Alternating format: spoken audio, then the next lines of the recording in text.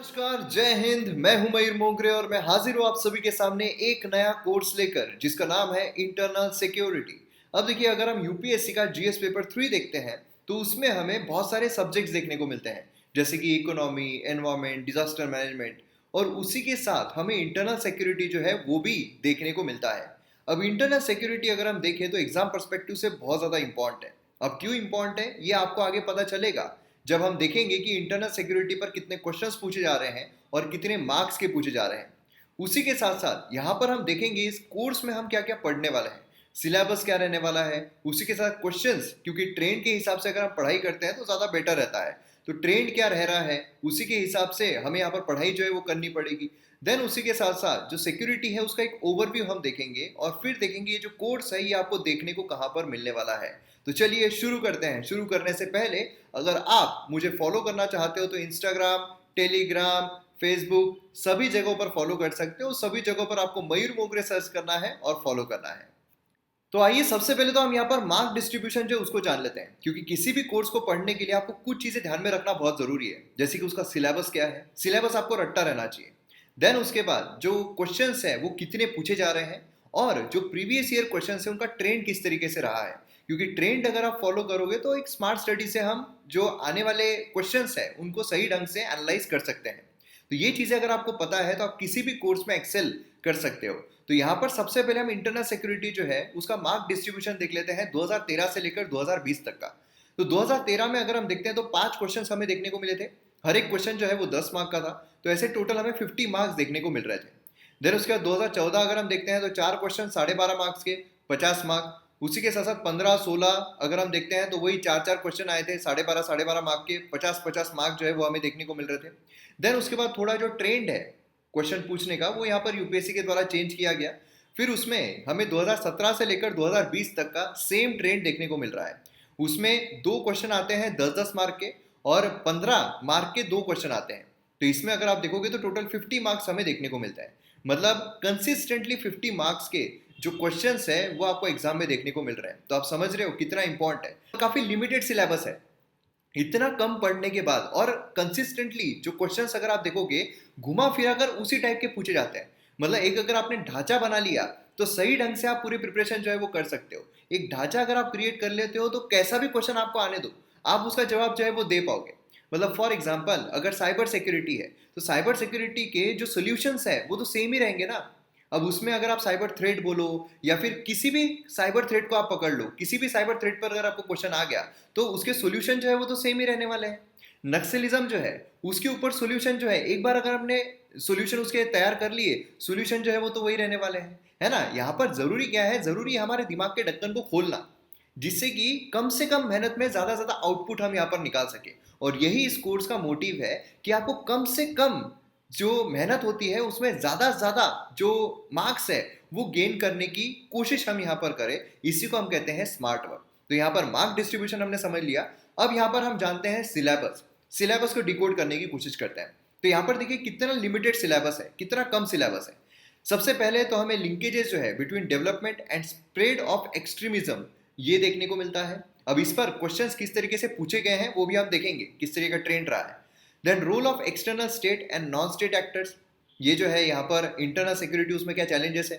तो अगर यहाँ पर चैलेंजेस जो भी आते हैं तो चैलेंजेस जो है वो सडनली चेंज होने वाले हैं क्या, जब तक गवर्नमेंट या पूरा वर्ल्ड जो है अगर वो बहुत ही ड्रास्टिक मेजर्स नहीं लेकर आता तब तक ये जो चैलेंजेस है वो ऑलमोस्ट सेम रहने वाले हैं। इक्का दुक्का यहाँ पर चेंज होते रहेंगे। तो इसीलिए क्या है कि यहाँ पर सीधे इसके ढांचे बनाए जा सकते हैं।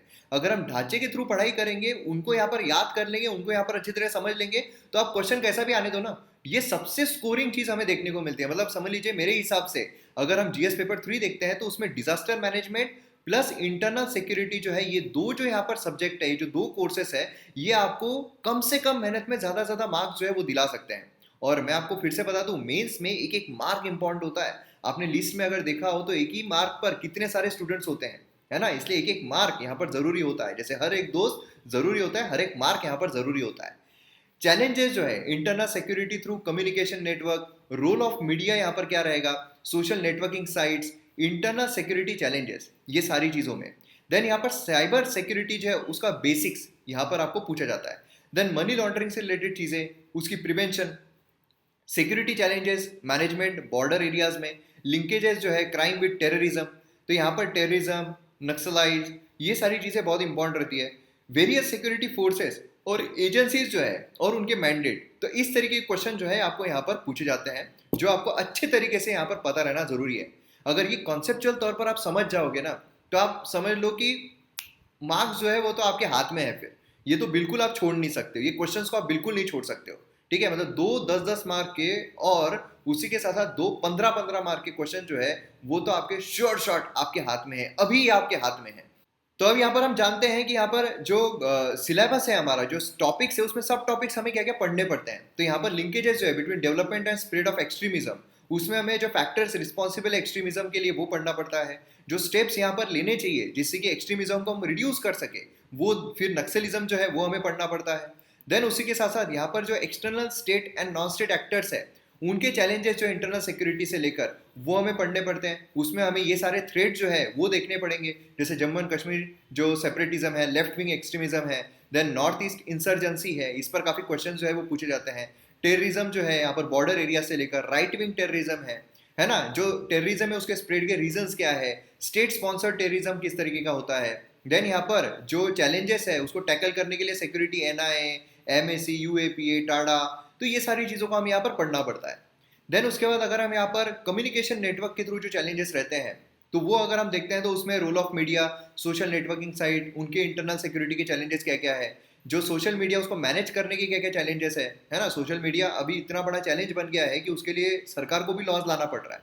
देन यहाँ पर जो स्टेप्स उसके लिए लेने चाहिए, तो बेसिकली अगर आप देखोगे तो ये अगर आपने एक ढांचा बना लिया तो फिर आने दो ना सोशल मीडिया पर कोई भी क्वेश्चन, आप उसी के वैसा जो ढांचा है वो वहाँ पर लिख सकते हो, थोड़े बहुत चेंजेस करके, थोड़े बहुत वेरिएशन के साथ। देन यहाँ पर साइबर सिक्योरिटी जो उसके बेसिक्स, उसमें साइबर सिक्योरिटी आते हैं, जो इंडियन साइबर सिक्योरिटी उसको थ्रेट्स, कौन कौन से साइबर क्राइम्स हमें देखने को मिलते हैं, है ना, साइबर वॉरफेयर बोलिए, जो इंटरनेशनल कोऑपरेशन है साइबर सिक्योरिटी को लेकर, देन टर्म्स यहाँ पर जो एसोसिएटेड है साइबर सिक्योरिटी से लेकर, ये हमें पढ़ना पड़ता है। देन मनी लॉन्ड्रिंग, उसका प्रिवेंशन अगर हम देखते हैं तो मनी लॉन्ड्रिंग की प्रोसेस क्या है, इंपैक्ट क्या होता है मनी लॉन्ड्रिंग का, चैलेंजेस क्या क्या है, जो स्टेप्स यहाँ पर लेने चाहिए काउंटर करने के लिए, गवर्नमेंट ने कोई मेजर्स लिए हैं क्या, टर्म्स जो मनी लॉन्ड्रिंग से रिलेटेड है।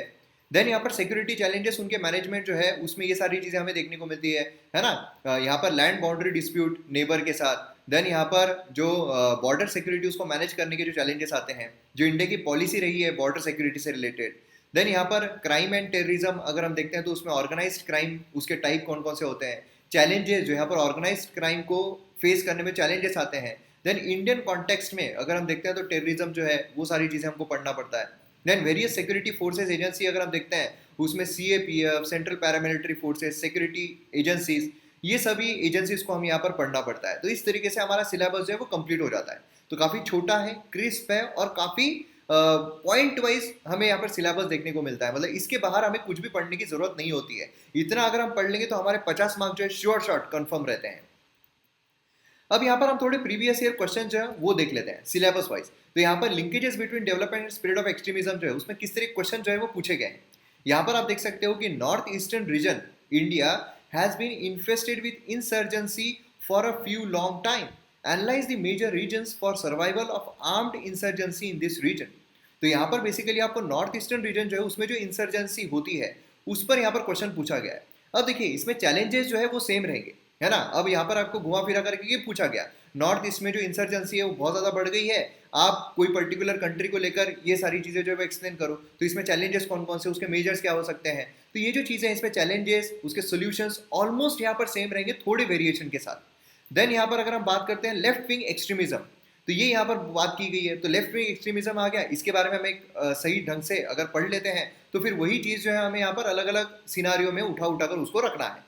देन उसके बाद article 244 of Indian constitution relates to administration of schedule area and tribal areas, analyse the impact of non implementation of provisions of 5th schedule on the growth of left wing extremism. Again यहाँ पर देखिए left wing extremism जो उसके बारे में question आया है। यहाँ पर लेफ्ट विंग एक्सट्रीमिज्म मतलब बेसिकली यहाँ पर हमारा मेन ढांचा लेफ्ट विंग एक्सट्रीमिज्म पर अगर तैयार है तो यहाँ पर जो थोड़ी मोटी वेरिएशन है इसको इंक्लूड करके हम यहाँ पर हमारा प्रॉपर आंसर जो है वो बना सकते हैं। समझ रहे हो, मैं अब समझ रहे हो ना मैं क्या कहने की कोशिश कर रहा हूँ, कि मतलब कम से कम आपकी मेहनत में ज़्यादा से ज़्यादा आउटपुट हम कैसे ले सकते हैं, स्मार्ट स्टडी करके। अगर हम वही हार्ड वर्क करते रहेंगे ना तो फिर तो समझ लो कि कुछ नहीं होने वाला है। Then cyber security, social media, internal security challenges, इस पर किस तरह क्वेश्चन आए हैं। तो cyber warfare considered by some defense analysts to be a larger threat than even Al Qaeda और terrorism, उससे भी बड़ा थ्रेट है। What do you understand by cyber warfare, है ना, outline the cyber threat which India is vulnerable and to bring out the state of the country's preparedness to deal with the same. तो ऐसे आपको cyber warfare पे question आया। Discuss the advantages and security implication of cloud hosting of server vis-a-vis in house machine based hosting for government businesses. तो ऐसे कुछ technical आपको question जो है वो भी आ जाते हैं। देन यहाँ पर use of internet and social media by non state actors for subversive activities in major concern, है ना, ये बहुत बड़ा कंसर्न है। How have these have misused in the recent past, suggest effective guidelines to curb the above threat. तो यहाँ पर आपको गाइडलाइन जो है ये भी पूछे गए हैं, मतलब यहाँ पर आपको क्या करना है, आपको सजेशन जो है वो भी, गाइडलाइन जो है वो भी आपको यहाँ पर सामने रखना पड़ेगा। तो ऐसे क्वेश्चंस आपको आते हैं। देन यहाँ पर मनी लॉन्ड्रिंग से रिलेटेड अगर हम बात करते हैं तो money laundering poses a serious threat to country's economic sovereignty, ये हम सभी को पता है, स्टेटमेंट तो हमेशा मतलब most of the time common रहता है। Then what is significance for India and what steps are required to be taken to control, तो ये कंट्रोल करने के लिए क्या करेंगे। देन उसके बाद यहाँ पर linkages between drug trafficking and other illicit activities such as gun running, money laundering and human trafficking, what counter measures should be taken to prevent the same। अब देखिए यहाँ पर अगर हम काउंटर मेजर्स देखते हैं और यहाँ पर अगर हम काउंटर मेजर्स देखते हैं तो मतलब हो नहीं सकता यहाँ पर सिमिलर हो, क्योंकि अगर हम यहाँ पर मनी लॉन्ड्रिंग की बात कर रहे हैं तो उसके जो इम्पैक्ट है या फिर उसके जो सोल्यूशन है क्या वो अलग अलग रहेंगे, है ना, ऑलमोस्ट सेम रहेंगे। यहाँ पर मैं एग्जैक्ट सेम नहीं बोल रहा हूँ कि क्वेश्चन में पहला पार्ट जो है वो क्या कह रहा है उस हिसाब से हमें करना पड़ता है, उसकी भी हम पढ़ाई करेंगे, उसका भी हम देखेंगे, जिससे कि आपको तुरंत देखते से पता चलता है कि यार इसमें क्या वेरिएशन लाना है, इसमें क्या वेरिएशन लाना है। जैसे होता है ना क्रिकेट में कि एक बॉलर अगर बॉलिंग कर रहा है तो उसको पता है कि ये बैट्समैन जो मतलब ये पिच कैसे, सबसे पहले तो पिच इंपॉर्टेंट होती है, तो सब्जेक्ट सबसे पहले इंपॉर्टेंट है, पिच पता होनी चाहिए। पिच बाउंसर है, मतलब बाउंसर खेलने में तकलीफ होगी तो बाउंसर ज्यादा डालता है ना। फिर उसके बाद देखता है बैट्समैन किस तरीके का है, फिर उसके बाद अपने जो स्मॉल वेरिएशन है वहां पर लेकर आता है कि इन स्विंग करना है, आउट स्विंग करना है, किस तरीके कितना उसको ये जो है बाउंसर जो है वो देना है। तो ये सारी चीजें हमें यहाँ पर देखने को मिलती है। देन यहाँ पर security challenges management border areas अगर हम देखते हैं तो उसमें यहाँ पर analyse internal security threat and trans border crimes along Myanmar, Bangladesh, Pakistan. ये तो मतलब समझ लीजिए बहुत ही कॉमन क्वेश्चंस हमें देखने को मिलते हैं, ठीक है, क्योंकि इसमें बॉर्डर डिस्प्यूट जो है वो चलते रहते हैं, वो माइनॉरिटी से रिलेटेड हो जाए, वो जो टेररिज्म है उससे रिलेटेड हो जाए, तो ये सारी चीज़ें हमें देखने को मिलती रहती है। देन उसके बाद Indian government has recently strengthen the anti terrorism law by amending unlawful activities UAPA act, है ना। तो मतलब ऐसे भी क्वेश्चन आपको आ सकते हैं। इसमें बेसिकली आपको कॉन्सेप्ट क्या दिया गया है, ये अगर आप देखोगे तो नॉर्मली जीएस पेपर 2 में भी आपको ऐसे क्वेश्चन आते हैं, लेकिन यहाँ पर क्या बोला गया है कि यहाँ पर प्रिवेलिंग सिक्योरिटी एनवायरमेंट, है ना, while discussing scope and reason opposing UAPA by human rights organisation. तो मतलब यहाँ पर आपको सभी मिक्सचर करके दे दिया है कि बताओ आप जितनी इंफॉर्मेशन आपके पास अवेलेबल है सारी यहाँ पर उगलो, है ना। तो ये हमें यहाँ पर इस तरह क्वेश्चन देखने को मिलता है। अब यहाँ पर हमने क्वेश्चंस देख लिया, थोड़ा एक ओवरव्यू देख लेते हैं कि कौन कौन से यहाँ पर सिक्योरिटी जो है वो हमें देखने को मिलती है एंड देन उसके चैलेंजेस क्या क्या है। देखिए अगर हम शुरुआत से देखते हैं, मतलब अगर हमारे ऊपर जब ब्रिटिशर्स का राज था उस टाइम से या उससे पहले से हमारे पास सिक्योरिटी के चैलेंजेस जो है ये हमेशा रहता है, मतलब कहीं पर भी आप अगर रहोगे तो सिक्योरिटी के चैलेंजेस है ही है। इंडिविजुअल तौर पर भी अगर हम देखते हैं तो हम भी अगर कहीं पर चले जाते हैं तो वहां पर भी सिक्योरिटी के चैलेंजेस रहते हैं कि हमारा कोई बटवा मार लेगा क्या, हम पर कोई हमला कर देगा क्या, ये भी चैलेंजेस होते हैं। उसी तरीके से ओवरऑल अगर हम देखते हैं तो देश के बाहर से और देश के अंदर से, जब एक देश खड़ा है तो देश के बाहर से अंदर से सभी तरफ से उसके ऊपर चैलेंजेस जो है सिक्योरिटी से रिलेटेड चैलेंजेस जो है वो रहते ही रहते हैं, है ना। तो यहाँ पर अगर हम देखते हैं तो सिक्योरिटी वो इंटरनल सिक्योरिटी भी आती है एंड एक्सटर्नल सिक्योरिटी भी आती है। जब हम इंटरनल सिक्योरिटी की बात करते हैं तो उसमें security of country with in its border, क्योंकि इंटरनल हम बात कर रहे हैं तो बॉर्डर के अंदर जो हमारा देश है, जो हमारा भारत है, उसके अंदर कौन कौन से चैलेंजेस है उसका हम कहेंगे इंटरनल सिक्योरिटी के चैलेंजेस। इसमें peace and order, peace and law order ये मेंटेन करना, मतलब कहीं पर समझ लीजिए कुछ प्रोटेस्ट बहुत बड़ी वॉयलेंट प्रोटेस्ट वगैरह हो जाती है तो वो भी सिक्योरिटी का चैलेंज ही है ना। तो इस तरीके के हमें देखने को मिलता है। देन उसके बाद यहाँ पर क्यों हमें करना पड़ता है, जिससे कि हम यहाँ पर सोवरेनिटी जो हमारे कंट्री की विद इन द टेरिटरी यहाँ पर अपहोल्ड प्रॉपर तरीके से कर सके। अगर हम एक्सटर्नल सिक्योरिटी की बात करते हैं तो उसमें हमें देखने को मिलता है जो फॉरेन कंट्री उसका अग्रेशन, मतलब फॉरेन कंट्री अगर कोई हमला कर रही है वो, अब एक्सटर्नल अगर हम अग्रेशन देखते हैं तो उससे रिलेटेड पूरी रिस्पॉन्सिबिलिटी जो आर्म्ड फोर्सेस की जो हमारे कंट्री है उनके ऊपर रहती है। तो ये चीज़ यहाँ पर काफ़ी ज़्यादा इंपॉर्टेंट है। तो इन्हीं को हम यहाँ पर अच्छे ढंग से समझने की कोशिश करने वाले हैं। अब यहाँ पर देखिए चैलेंजेस जो है इंडिया में वो किस तरीके के हैं। सबसे पहले तो हमें यहाँ पर देखने को मिलता है कि इंडिपेंडेंट इंडिया यहाँ पर कुछ प्रॉब्लम जैसे कम्युनल राइट्स, ये मतलब इंटरनल इसमें आ जाता है ना, कम्युनल राइट्स बोलिए। देन उसके बाद यहाँ पर नेशन बिल्डिंग में जो हिंड्रेंस आते हैं, लिंग्विस्टिक राइट्स, तो ये जो डिस्प्यूट्स हैं, इंटरनल डिस्प्यूट्स, काफ़ी चैलेंजेस हमें इसके देखने पड़ते हैं। देन 1950s में अगर हम देखते हैं तो यहाँ पर नॉर्थ ईस्ट जो है वो यहाँ पर काफ़ी उफान पर जा रहा है। तो नॉर्थ ईस्ट में इंसर्जेंसी जो है उसके चैलेंजेस काफ़ी ज़्यादा हमें देखने को मिलता है, मतलब इंटरनल सिक्योरिटी बोलिए उसमें भी काफ़ी ज़्यादा देखने को मिलता है। देन 1960 अगर हम देखते हैं, Naxalism, Maoist, left wing extremism, ये बहुत ज़्यादा हमें देखने को मिलता है। देन 1980s अगर हम देखते हैं तो उसमें जो टेररिस्ट मूवमेंट है in Punjab aided by hostile neighbours, तो ये भी हमें बहुत ज़्यादा बढ़ता हुआ देखने को मिला। देन उसके बाद 1990s अगर हम देखते हैं तो उसमें मिलिटेंसी जो है कश्मीर में वो बहुत ज़्यादा बढ़ती हुई देखने को मिली। ठीक है, मतलब एक बार का किस्सा है कि मैं कश्मीर गया था अपने दोस्त के साथ घूमने के लिए, तो वहाँ पर जम्मू से कश्मीर जा रहे थे, तो काफ़ी पहले की बात है, जम्मू से कश्मीर जब जा रहे थे उस टाइम पर हम एक समझ लीजिए जो क्रूज़र होती है ना उस टाइप की गाड़ी में हम जा रहे थे। अब उसमें बहुत सारे लोगों को बिठा कर लेकर जाते हैं, तो जो बीच की सीट होती है, मिडिल सीट होती है, उसमें मैं, मेरा दोस्त एंड एक लेडी जो है जो कश्मीर से ही बिलोंग करती थी वो बैठी थी। अब क्या हुआ, रास्ते में जाम लग गया था। अब जाम लगने के बाद हमें पहुंचने में बहुत ज़्यादा वक्त लग गया, मतलब रात के समझ लीजिए 12 के ऊपर हो गए थे। तो जो महिला है उन्होंने बताया था इतने रात को जो मिलिटेंट्स रहते थे वो सीधा ऐसा बड़ी बड़ी आंखें लेकर जो गाड़ी है उसके अंदर ऐसे उनके पास गन वन, इतनी भयानक मिलिटेंसी की प्रॉब्लम थी। तो ये सारी चीज़ें हमें देखने को मिल रही थी। देन 2000s में अगर हम देखते हैं तो यहाँ पर जो मुजाहिदीन है वो यहाँ पर हमें उसका राइज देखने को मिलता है, टेरर अटैक जो मुंबई है वहाँ का। देन मॉडर्न डे क्राइम्स अगर हम देखते हैं तो उसमें हमें बहुत सारे ऑर्गेनाइज्ड क्राइम बोलिए, ट्रैफिकिंग बोलिए, आर्म स्मगलिंग बोलिए, तो ये सारे क्राइम जो है वो देखने को मिलते हैं। मतलब समझ रहे हो यहाँ पर सिक्योरिटी से रिलेटेड चैलेंजेस में कोई कमी नहीं है, बहुत सारे प्रॉब्लम्स है, उन सभी प्रॉब्लम्स को हमें यहाँ पर देखना है, समझना है, फिर उसके सॉल्यूशंस निकालने हैं, देन उसके बाद एग्जाम क्लियर करनी है, जिससे कि आपको रियल लाइफ में भी काफ़ी काम आएगा। मतलब क्या है कि अगर आप किसी पर्टिकुलर रीजन में जा रहे हो तो वहाँ पर सिक्योरिटी से रिलेटेड क्या चैलेंजेस है ये भी तो आपको देखने पड़ेंगे ना, उसे भी तो टैकल करना पड़ेगा ना। तो ये बहुत इंपॉर्टेंट रहता है आपके आगे के लिए भी, एग्जाम क्लियर करने के बाद भी ये आपको बहुत ज़्यादा काम आएगा। अब यहाँ पर अगर आप देखोगे तो क्विक समरी हम देखते हैं मेजर चैलेंजेस जो इंटरनल सिक्योरिटी जो है उसके लिए हमें देखने को मिलते हैं। जैसे कि यहाँ पर आप देखोगे तो कोस्टल सिक्योरिटी जो है वो प्रॉब्लम फेस किया जाता है। यहाँ पर हम एक क्विक समरी, एक ओवरव्यू आपको बता रहा हूँ मैं कि मतलब क्या क्या आपको देखने को मिलने वाला है पूरे कोर्स में। ठीक है, ये एक एक करके हम बहुत ही डिटेल में अच्छे तरीके से समझेंगे। देन उसके बाद बॉर्डर मैनेजमेंट जो है उसका प्रॉब्लम हमें देखने को मिलता है, साइबर क्राइम, साइबर सिक्योरिटी इसका problem, then regionalism, inter state disputes है ना, ये इंटरनल सिक्योरिटी में, caste ethnic tension, internal security, then communalism, then उसका लेफ्ट विंग एक्सट्रीमिज्म, देन उसके बाद यहाँ पर टेररिस्ट, इंटरनेशनल डोमेस्टिक, ये जो है बहुत बड़ी समस्या है, पूरा वर्ल्ड इसे जूझ रहा है, Jammu and Kashmir militancy, insurgency north east India में, देन ऑर्गेनाइज क्राइम, ये सब चैलेंजेस हमें देखने को मिलते हैं। अब यहाँ पर अगर फैक्टर्स हम देखते हैं जो रिस्पॉन्सिबल है तो उसमें हमें देखने को मिलता है कि जो क्रिमिनल जस्टिस सिस्टम है ये काफ़ी पुअर है।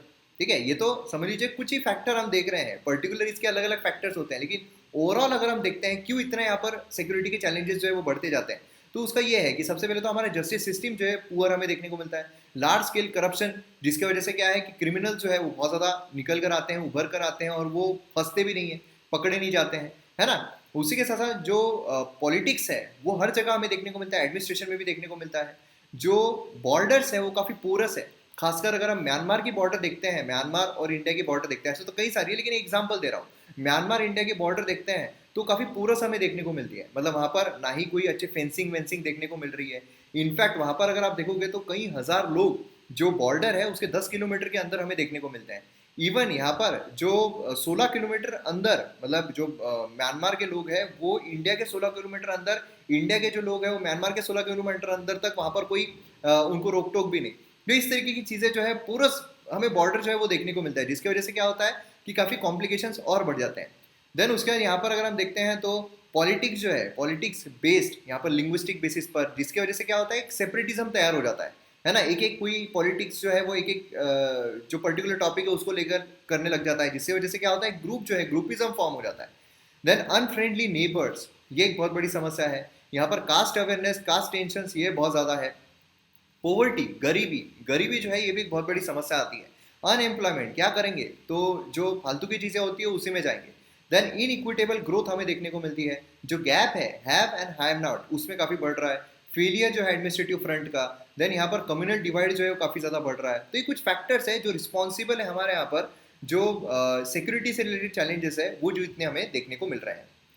तो यहाँ पर आप देख सकते हो कि की एलिमेंट्स जो है इंटरनल सिक्योरिटी डॉक्ट्रिन पर, तो इसमें cyber security, border management, intelligence, police and security forces, central state coordination, political, socio economical and governance, तो ये सभी एलिमेंट जो है वो हमें देखने को मिलते हैं, जो सभी डिटेल में हम यहाँ पर थ्रू आउट द कोर्स देखने वाले हैं। तो यहाँ पर अगर आप देखोगे तो ये जो कोर्स है आपको अब देखने को कहाँ पर मिलने वाला है, तो मतलब इतना शानदार, इतना डिटेल्ड और इतना क्रिस्प कोड्स, मतलब समझिए यहाँ पर कॉन्ट्रेडिक्टरी में बोल रहा हूँ, डिटेल्ड, कॉम्प्रिहेंसिव प्लस क्रिप्स, मतलब यहाँ पर जो आपको एग्जाम के लिए काफी काम आए। तो इस तरह के कोर्स आपको यहाँ पर देखने को मिलने वाला है MM एकेडमी ऐप पर। तो MM एकेडमी ऐप आप गूगल प्ले स्टोर से डाउनलोड कर सकते हो आपके मोबाइल फोन पर, और आपको करना क्या है, आपको सिर्फ ऐप को डाउनलोड करना है, आपको साइन अप करना है कुछ डिटेल्स देकर, देन उसके बाद आप डेमो लेक्चर जो है वो भी देख सकते हो। मतलब ऐप में ऐसा नहीं है कि यहाँ पर आपको एक ही लेक्चर देखने को मिल रहा है, यहाँ पर आपको बहुत सारे कोर्सेज देखने को मिल रहे हैं, जैसे कि Indian polity course completely available है, India year book course completely available, मतलब बहुत सारे कोर्सेज जो है पूरे कंप्लीटली अवेलेबल है, जो आप ऐप पर जाकर देख सकते हो, और काफी शानदार हाईएस्ट क्वालिटी कंटेंट आपको वहाँ पर देखने को मिलने वाला है, जो आपको एग्जाम में काफी फायदा पहुंचाएगा। और उसी के साथ यहाँ पर अगर आप देखोगे तो डेमो लेक्चर, मतलब कोई भी सेक्शन में अगर आप जाओगे तो उसके पहले 2 लेक्चर जो है डेमो लेक्चर आप देख सकते हो, उनको परख सकते हो, फिर आपको अगर प्लान जो है वो लेना है तो आप ले सकते हो। और प्लान लेने के लिए आपको या तो यहाँ पर क्लिक करके आपको प्रोफाइल जो है वो नजर आता है, ये जो प्रोफाइल है ये आपको नजर आता है, ये प्रोफाइल में आप जाओगे तो आपको अपग्रेड टू प्रो का ऑप्शन दिखाई देगा, उसके थ्रू आप यहाँ पर आपके प्लान को आप अपग्रेड कर सकते हो, वेरियस प्लान है। और बहुत सारे लोगों को कन्फ्यूजन होता है कि क्या ये पर्टिकुलर सब्जेक्ट वाइज जो सब्सक्रिप्शन प्लान है वो है, क्योंकि इतने कम प्राइसेस है कि बाकी जगहों पर जितना आपको 1 महीने का देखने को मिलता है उससे भी कम में यहाँ पर आपको 1 साल का है, मतलब आराम से 1 साल 2 साल का लेकर आप शानदार तरीके से प्रिपरेशन जो है आपकी कर सकते हो एकदम ही बढ़िया तरीके से। अब यहाँ पर बहुत सारे लोगों को कन्फ्यूजन होता है कि क्या एक सब्जेक्ट के लिए ही है वो, ऐसा नहीं है, यहाँ पर ऑल इन वन है, ऑल इन वन, मतलब यहाँ पर एक सब्जेक्ट के लिए नहीं है, सभी, मतलब जब आपने सब्सक्रिप्शन ले लिया, समझ लीजिए 1 साल के लिए लिया है, तो 1 साल तक जितने भी वीडियोस अवेलेबल है या जितने भी कोर्सेस या वीडियोस आने वाले हैं 1 साल तक वो सभी आप एंजॉय कर सकते हो बिना रुकावट के, सभी। यहाँ पर कोई ऐसा नहीं है कि ये आप नहीं देख पाओगे या कोई कंडीशन नहीं है, सब्सक्रिप्शन लिया सारी चीज़ों को आप एक्सेस कर सकते हो बड़ी शानदार तरीके से, और काफ़ी यूज़र फ्रेंडली है और काफ़ी बढ़िया आपको कंटेंट जो है वो देखने को मिलने वाला है। तो कोर्स को एंजॉय कीजिए और जो एग्ज़ाम है उसको क्लियर कीजिए और अपने ड्रीम्स को पूरा कीजिए। तो मिलते हैं हम MM एकेडमी ऐप पर इस नए कोर्स के साथ। जय हिंद।